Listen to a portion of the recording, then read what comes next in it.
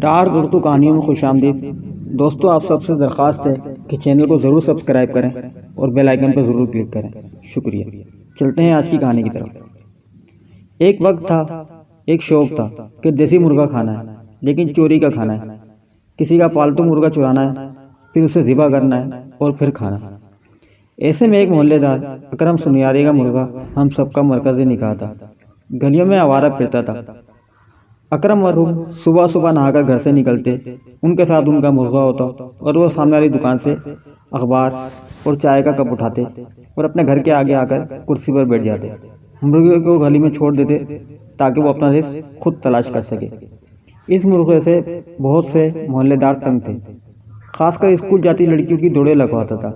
ہم نے بھی ٹھان لیا کہ یہی کھانا ہے، مزے کا مزہ۔ ایسے میں لگاتار 3 دن ریکی کر کے علم ہوا کہ اکرم مرحوم کا یہ لاڈلا صرف ایک ہی وقت اغوا کیا جا سکتا ہے، جس وقت اکرم سامنے والی دکان سے اخبار اٹھانے جاتے ہیں۔ یہی وہ 1 منٹ کا وقت ہوتا ہے جب اس مرغے پر ہاتھ ڈالا جا سکتا ہے۔ اس منصوبہ بندی میں میرا کزن مون اور اس کا دوست بالی ڈوگر، میں اور میرا سیکنڈ کزن وسیم شامل تھے۔ فلموں کا اثر ہم چاروں پر خوب تھا، لہذا سچویشن کو مزید ڈرامائی کرنے کے لیے واردات سے 1 رات قبل مون کی بیٹھک میں ایک خفیہ میٹنگ رکھی گئی، اور دشمنوں کا گھر تو بالکل پڑوس میں تھا، اس کو خبر نہ ہو، لہذا آپس میں طے ہوا کہ میٹنگ میں آنے والا بندہ ایک بار دستخط دے گا اور پوچھے گا ماچس ہے، اندر سے جواب ملے گا ماچس ہوتی تو دنیا کو آگ لگا دیتا۔ آپ نے جواب میں کہنا ہے کہ اسی مرغے پر آگ پر پکایا جائے گا۔ یہ کورس مکمل ہونے کے بعد دروازہ کھلے گا۔ سب کچھ پلان کے مطابق ہوا۔ بیٹھک میں مونگ پھلیوں کے ساتھ میٹنگ شروع ہوئی۔ ان دنوں میں سائنس کے ساتھ میٹرک کر رہا تھا، لہذا مجھ سے سب سے زیادہ پڑھا لکھا سمجھ کر پلان بنانے کا ذمہ دیا گیا۔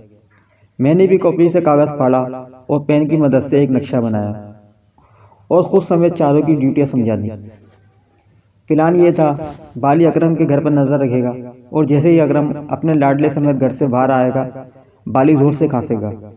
وسیم چونکہ چرس کا عادی ہونے کی وجہ سے چوریوں میں کافی ماہر ہے، وہ سردی کا فائدہ اٹھاتے ہوئے گرم شال پہنے ہوئے وہاں پہنچے گا اور اپنی صلاحیتوں کو بروئے کار لاتے ہوئے مرغا غائب کر دے گا اور فوراً گھر آئے گا۔ میں اور مون چھری اور ٹوکا لیے تیار ہوں گے۔ 5 منٹ کے اندر اندر مرغا وسیم کی شال سے نکل کر بوٹیوں کی صورت شاپر میں منتقل کرنا ہے۔ اکرم گھر سے باہر آیا۔ بالی نے نہ صرف کھانس کر بلکہ بلغم تھوک کر سگنل دیا۔ وسیم شال پہنے، پاؤں میں جوگرز پہنے، جس کے دائیں پاؤں کا تسمہ کھلا ہوا تھا، ہاتھ پیچھے باندھتا ٹہلتا ہوا جو گھر کا دروازہ کھولی کھڑکی تھا، میرے پاس سے گزرا۔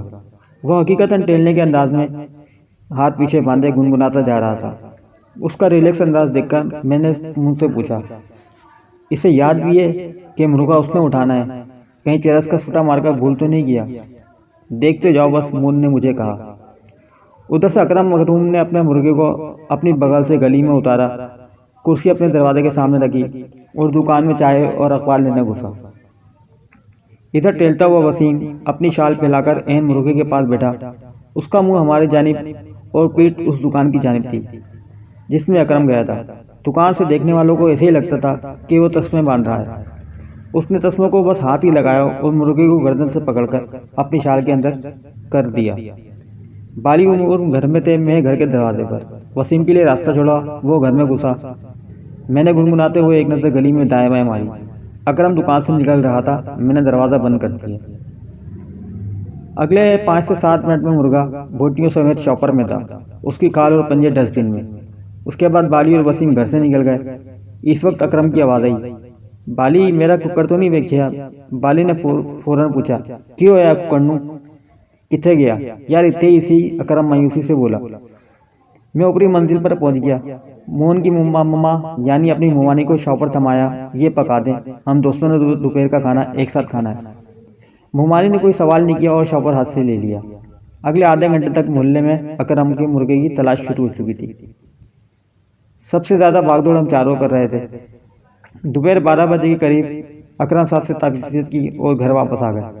گھر پہنچے تو مسز اکرم مومانی کے پاس کھڑی تھی۔ مسز اکرم بھی ککڑ کا ہی ذکر کر رہی تھی۔ مومانی ہانڈی میں ڈوئی پھیرتے ہوئے اسی ککڑ کی بوٹیوں کو ہلاتے ہوئے بولی، نا جی اللہ دی قسم میں نے ویکھیا ہی نہیں، مرغا پکا ہم چاروں نے کھایا، مومانی نے بھی کھایا۔ تھوڑا سا سالن حق پڑوسی ادا کرتے ہوئے مومانی نے اکرم کے گھر بھی بھیجا اور اس بات نے ہم سب کو بہت محفوظ کیا۔ 1 گھنٹے بعد استاد اکرم صاحب کے پاس گیا اور مون جا بیٹھے، یار بہت اچھا کوکر تھا، مجھے بہت عزیز تھا، پتہ نہیں کہاں گیا۔ اکرم نے کہا۔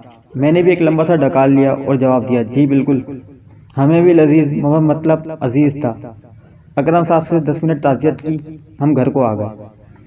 دوسرے دن اکرم صاحب کو پتہ چل گیا کہ مرغا کہاں ہے۔ اس بات کا کریڈٹ مومانی کو جاتا ہے۔ رات کو بستر پہ لیٹے ان کے ذہن میں خیال آیا کہ آج ہی محلے کا ایک دیسی ککڑ غائب ہوا اور آج ہی ان چاروں مشتندوں نے دیسی ککڑ کی دعوت اڑائی۔ اکرم صاحب نے 1.5 سال تک ہم چاروں سے بات نہیں کی کہ میرا پسندیدہ مرغا خود تو اٹھایا اور کھایا، ساتھ مجھے بھی کھلا دیا۔ دوستوں کہانی کیسی لگی کمنٹس کر کے ضرور بتائیں اور ویڈیو کو لائک اور شیئر ضرور کریں۔ شکریہ۔